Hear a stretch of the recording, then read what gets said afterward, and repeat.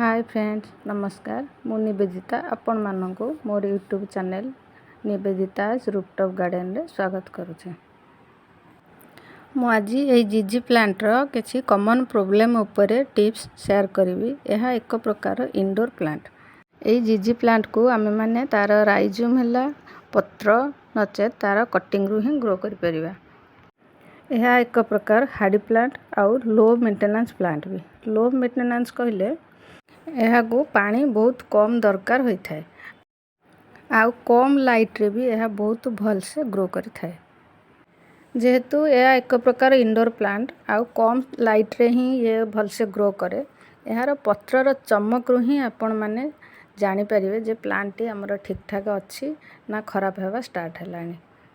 ए plant T बहुत slow grow करि थाए आउ यह को ग्रो करबा भी बहुत इजी। यही प्लांट रो जो प्राइस ये बहुत अधिका थाए जंती अमेज़न हला फ्लिपकार्ट रे हला आपण मानको 500 टू 800 पाखा पाखी आसी जेबो।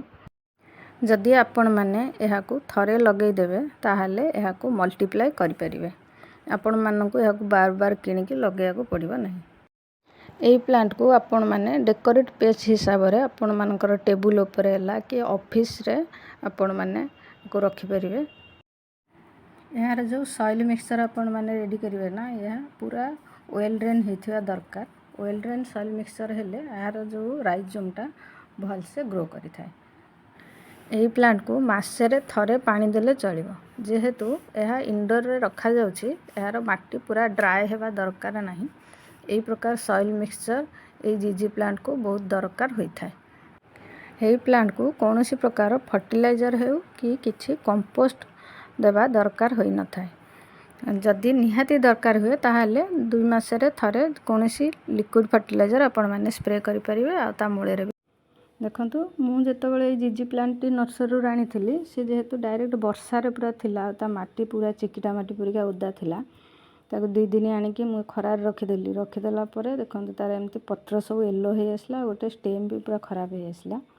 तापरे हम देखिलु ऊपर माटी तो तार सुखी जाईची किंतु तार जो भीतर माटीटा ओदा रही कि फंगस परिका हेकि तार चेर गुड़ा सब पचिक नष्ट हो जाइए। देखंतु एठी ए परिका तार सब चेर सब नष्ट हो जाइए पचिक। मु जदि ए प्लांट टी नर्सरी आनिला परे संगे संगे ताको रिपोर्ट कर देई थांती ताहले बोध होय से प्लांट टी मोर खराब ही न थांदा। जहा भी हो मु ताको एबे रिपोर्टिंग कर ए जीजी प्लांट रो रिपोर्टिंग करिवार 2 मास परे मु आपनको अपडेट दोची। देखंतु ये बहुत भल से ग्रो भी करुचे आ ता साइड रे छोट छोट बेबी प्लांट भी बाहरचे। जदि मोर ए वीडियोटी आपण मानको पसंद आस्थिबा ता लाइक शेयर कमेंट करिवे सब्सक्राइब कर देबे ता संग को बेल आइकन टी प्रेस करिवे जा द्वारा कि मोर नवा वीडियो रो नोटिफिकेशन सर्वप्रथम आपण मानक पाखरे पहुंची जिवो। फेर देखा हबो आ गोटे नवा वीडियो रे।